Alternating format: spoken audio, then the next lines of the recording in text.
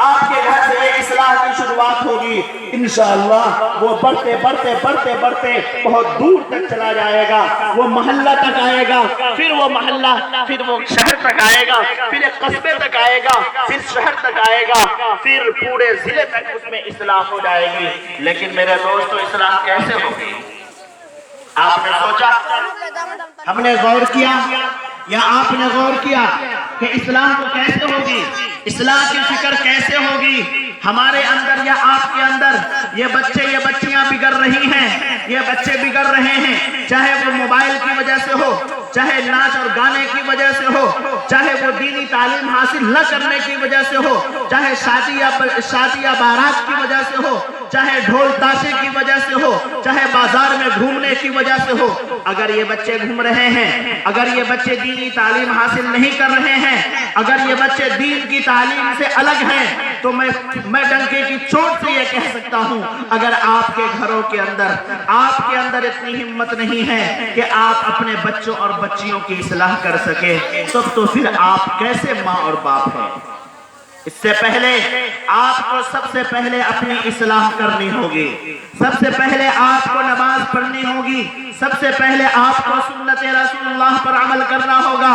میری ماں اور بہنوں، کان کھول کر کے سن لیجئے، آج آپ کو خود تجربہ ہوگا اس پر۔ اگر آپ اپنی بیٹی کو کوئی بات کہتی ہیں، یقیناً آپ کی بیٹی انکار کرتی ہوئی آگے بڑھ جاتی ہے۔ اگر کوئی باپ اپنے بیٹے سے کوئی کام کہتا ہے، وہ بیٹا انکار کرتے ہوئے الگ چلا جاتا ہے۔ اسی معاشرے کا وہ بیٹا ہے، اسی معاشرے کی وہ بیٹی ہے، ارے میری بیٹی ہے، میں تم سے کہہ رہی ہوں یہ کام کر لو، بیٹی کہتی ہے ارے امی تم کر لو، میرے پاس ٹائم نہیں ہے۔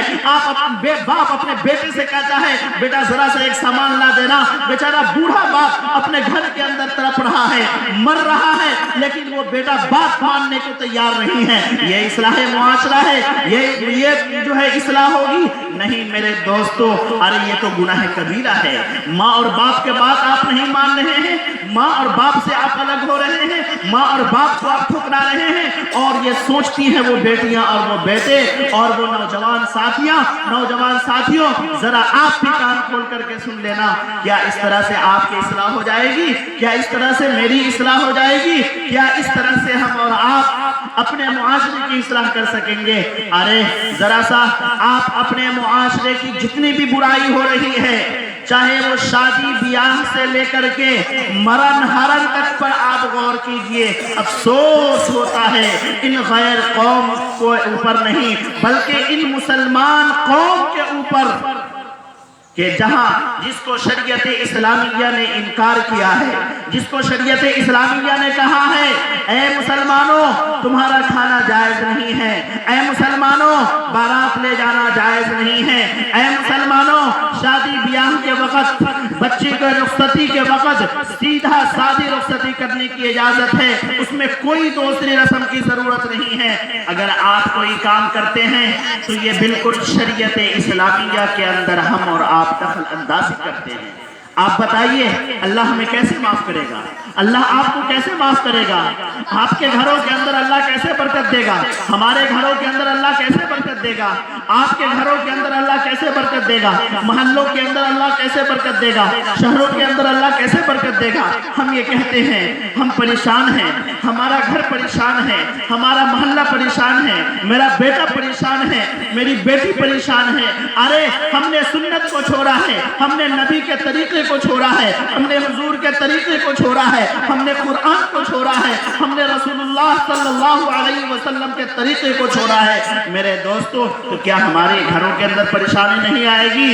ارے آپ کو عمل کرنا ہوگا کہ رسول اللہ صلی اللہ علیہ وسلم چاہے کہ ان کا طریقہ کیسا تھا، ان کا سونا کیسا تھا، ان کا جاگنا کیسا تھا، ان کا اٹھنا کیسا تھا، ان کا بیٹھنا کیسا تھا، ان کی رفتار کیسی تھی، ان کی گفتار کیسی تھی، ان کا چال کیسا تھا، ان کا ڈھال کیسا تھا، ان کے سونے کا طریقہ کیا تھا، ان کے بولنے کا طریقہ کیا تھا، ان کے کھانے کا طریقہ کیا تھا، ان کے لوگوں سے ملنے کا طریقہ کیا تھا، ان کے بیٹھنے کا طریقہ کیا تھا، ان کے انداز کیا تھے، ان کے گفتار و رفتار کیا تھے، ان کی عبادت کے طریقے کیا تھے، ان کے پڑھنے اور پڑھانے کے طریقے کیا تھے۔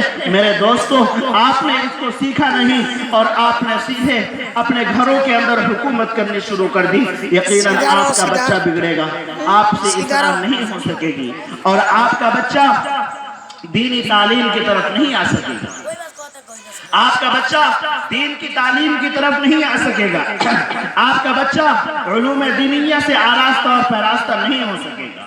یہی وجہ ہے آپ نظر اٹھا کر کے دیکھ لیجئے پوری دنیا کے اوپر، پورے دنیا، آپ اپنے اگل بغل کے گاؤں اور محلوں اور شہروں اور ضلع کا آپ معائنہ کیجئے، آپ کو احساس ہوگا اور آپ احساس کمتری کے شکار نہیں ہوں گے، بلکہ یقیناً آپ کو یقین ہوگا کہ کتنے فیصد مسلمان یا کتنے فیصد لوگ جو اپنے والدین کی باتوں پر عمل کرتے ہیں۔ کیا اس کی اصلاح کی ضرورت نہیں ہے؟ یا والدین کو درکنار کیجئے، بلکہ آپ ہر معاشرہ ایسا ہے جہاں شادی اور بیاہ ضرور ہے۔ کیا سنت کے مطابق جس طریقے سے نبی پاک صلی اللہ علیہ وسلم نے شادی کو سنت قرار دیا، یا جس طریقے سے رسول اللہ صلی اللہ علیہ وسلم نے شادی کو سادی بنانے کو کہا، کیا ہم اور آپ ویسے کر رہے ہیں؟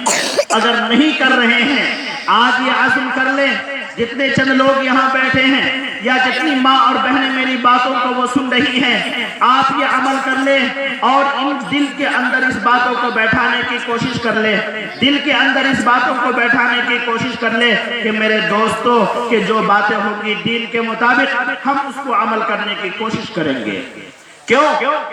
نبی پاک صلی اللہ علیہ وسلم نے صاف طریقے سے کہا، صاف طریقے سے کہا، اعلان کر کر کے کہا کہ دیکھو، اگر تم زمانہ جاہلیت کی طرف آؤ گے، اگر تم غیر قوموں کے مطابق چلنا شروع کر دو گے، اگر تم غیر قوم کی تشبیہ اختیار کرنے لگو گے، تو یاد رکھ لینا ہم تمہیں ملیا میٹ کر دیں گے، ہم تمہیں اس دار فانی سے، ہم تمہیں یہاں سے نیست و نابود کر دیں گے، تمہارا نام و نشان مٹ جائے گا، تم پریشان حال ہو جاؤ گے، تمہارا کوئی پرسان حال نہیں ہوگا۔ میرے دوستو، آج وہی ہو رہا ہے ہمارے معاشرے کے اندر۔ غیر قوم جو کر رہی ہے، آج ہم اس کو اپنے گھروں کے اندر اٹھا کر کے لائے ہیں، چاہے وہ شادی کا طریقہ ہو، چاہے وہ رخصتی کا طریقہ ہو، چاہے وہ نکاح کا طریقہ ہو، چاہے وہ پڑھنے اور پڑھانے کا طریقہ ہو، چاہے وہ اٹھنے اور بیٹھنے کا طریقہ ہو، چاہے وہ والدین سے ملنے اور ملانے کا طریقہ ہو، گویا کوئی ایسی چیز نہیں چھوٹی ہے جہاں تک ہم نے غیر قوموں کا طریقہ اپنے اندر نہیں سمویا ہے۔ آخر کیوں؟ آخر کیوں؟ امریکی الغار ہمارے اور آپ پر آ چکی ہے، ہمیں اور آپ کو ننگا بنانا چاہتی ہے، ہمیں اور آپ کو یہاں سے ختم کرنا چاہتی ہے، ہمیں اور آپ کو یہاں سے مٹانا چاہتی ہے، ہمیں اور آپ کو یہاں سے بھگانا چاہتی ہے، ہمیں اور آپ کو یہاں سے ہٹا دینا چاہتی ہے۔ کیوں؟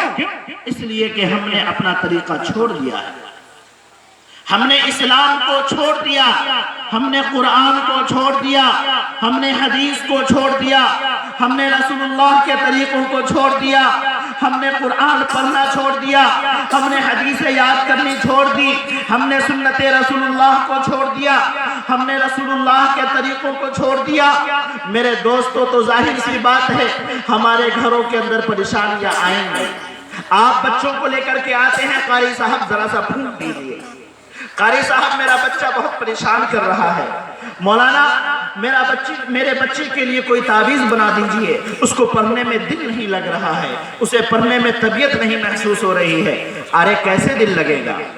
کیسے دل لگے گا جبکہ تمہارا کھانا حرام، تمہارا سونا حرام، تمہارا بیٹھنا حرام، تمہارا جاگنا حرام، تمہارا چلنا حرام، تمہاری رفتار حرام، تمہاری گفتار حرام، تمہارا طریقہ حرام، تمہارا سونے کا طریقہ حرام، تمہارے ملنے کا طریقہ حرام، تمہاری شادی حرام، تمہارا نکاح حرام، تمہارے اور بھی طرائق وہ سارے کے سارے حرام۔ تو پھر تمہارے گھروں کے اندر وہ پریشانی کیسے ختم ہوگی؟ اگر جو آپ پر مصیبتیں آتی ہیں، قرآن اعلان کرتا ہے اگر آپ پر مصیبتیں آتی ہیں، ہم پر اگر مصیبتیں آتی ہیں تو یاد رکھ لینا یہ میرے کرتوت کا نتیجہ ہے۔ آپ پر کوئی مصیبتیں آ رہی ہے، یہ من جانب اللہ آ رہی ہے، آپ سوچئے، اپنے دلوں کے اندر گریبان کے اندر جھانکیے کہ اللہ تبارک و تعالی نے قرآن میں اعلان کرتا ہے، اللہ اعلان کر رہا ہے، اے مسلمانوں، اے نبی کے امتیوں، ذرا سا یاد رکھ لینا، ارے میں نے نبی کو بھی میں نے نبی کو بھیجا تھا، آخری نبی کو بھیجا تھا، محمد عربی کو بھیجا تھا، کہاں؟ اسی دار فانی کے اندر بھیجا تھا، اس کو بھی ایک ایک دن یہاں سے ان کو بھی میں نے اٹھا لیا، وقت مقرر ہوا، میں نے بلایا، چلو تم آ جاؤ میرے پاس، وہ چلے گئے۔ کیا مسلمانوں ذرا یاد رکھ لینا، کیا ہمیں اور آپ کو اللہ کے پاس نہیں جانا ہے؟ کیا میری ماں اور بہنوں آپ کو اللہ کے پاس نہیں جانا ہے؟ میری ماں اور بہنوں اور عزیز بچے اور بچیوں، کیا آپ کو اللہ کے پاس نہیں جانا ہے؟ ارے اللہ کا خوف دل میں پیدا کرو، ارے معاشرے کی اصلاح کی فکر کرو، ارے نبی کے طریقوں کو اپناؤ، ارے علوم دینیہ سیکھنے کی ضرورت حاصل کرو۔ ہم نے اور آپ نے یہ سمجھا کہ دنیا کما لیں گے، مال کما لیں گے، پیسے کما لیں گے، ہم کو مال مل جائے گا، زمین کے مالک ہو جائیں گے، جائیداد کے مالک ہو جائیں گے، گاڑی کے مالک ہو جائیں گے، بنگلے کے مالک ہو جائیں گے۔ ارے میرے محترم دوستوں اور میری ماں اور بہنوں، ارے سن لو، قارون خزانے کے مالک تھا، اور بہت سے لوگ گزرے ہیں جو پورے زیورات نہیں بلکہ بڑے بڑے خزانے کے مالک تھے، لیکن اللہ نے سب کو ختم کر دیا۔ آپ کے پاس مال ہے، آپ کے پاس زمین ہے، آپ کے پاس جائیداد ہے، آپ کے پاس گھر ہے، آپ کے پاس گاڑیاں ہے، کیا اللہ آپ کو نہیں بلائے گا؟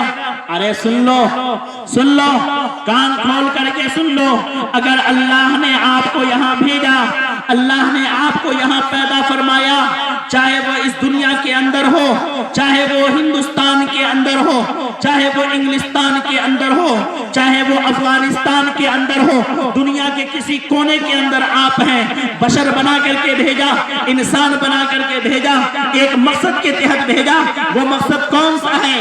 ارے وہ مقصد وہی ہے جو مقصد نبی لے کر کے آئے تھے، وہی مقصد ہمارا اور آپ کا بھی ہے۔ کیا ہمارا مقصد بدل گیا؟ کیا ہمارا اصول بدل گیا؟ کیا ہمارا قانون بدل گیا؟ کیا ہمارے طریقے بدل گئے؟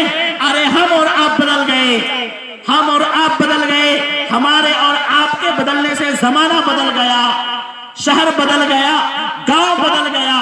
ہم نے اور آپ نے یہ سوچا معاشرے کو بدل دیں گے، مدارس کو بدل دیں گے، مکاتب کو بدل دیں گے، مساجد کو بدل دیں گے، لڑکیاں بدل جائیں گی، لڑکے بدل جائیں گے، والدین بدل جائیں گے، لڑکے بدل جائیں گے۔ نہیں، قرآن کے جو احکام نازل ہوئے ہیں وہ کبھی نہیں بدل سکتے ہیں، قرآن نے جو کہہ دیا ہے وہ کبھی نہیں بدل سکتا۔ میں یہ کہہ رہا تھا، قرآن اعلان کرتا ہے مسلمانوں، جو تم پر مصیبتیں آ رہی ہیں، جو تم پر پریشانیاں آ رہی ہیں، جس پریشانی کے تم شکار ہو رہے ہو، چاہے مال کے اعتبار سے، چاہے جان کے اعتبار سے، چاہے جال کے اعتبار سے، چاہے جائیداد کے اعتبار سے، چاہے بیوی بال بچے کے اعتبار سے، چاہے شہر اور قریہ کے اعتبار سے، چاہے محلے کے اعتبار سے، چاہے قصبے کے اعتبار سے، چاہے اپنے آل و اولاد کے حساب سے، یاد رکھیے یہ ساری پریشانیوں کا نتیجہ ہمارے اور آپ کیسی ہے۔ اگر ہم نے اور آپ نے ان پریشانیوں کو کچھ نہیں سمجھا، ارے یہ تو آتا رہتا ہے، ہم نے یوں ہی سمجھ لیا، تو یاد رکھیے گا، یاد رکھیے قرآن کی باتیں، احادیث کی باتیں، قرآن کی باتیں کبھی جھوٹی نہیں ہو سکتی۔ قرآن کی باتیں آپ کو علم نہیں ہے، آپ کے اندر سمجھ نہیں ہے، آپ کے اندر وہ طاقت نہیں ہے۔ ارے میرے دوستو، ذرا سا قرآن پڑھیے، حدیث پڑھیے اور سمجھیے کہ کن کن باتوں کو اللہ نے قرآن میں لکھا، کن کن باتوں کو حضرت جبرائیل کے واسطے سے محمد عربی صلی اللہ علیہ وسلم کے قلب اطہر پر اتارا۔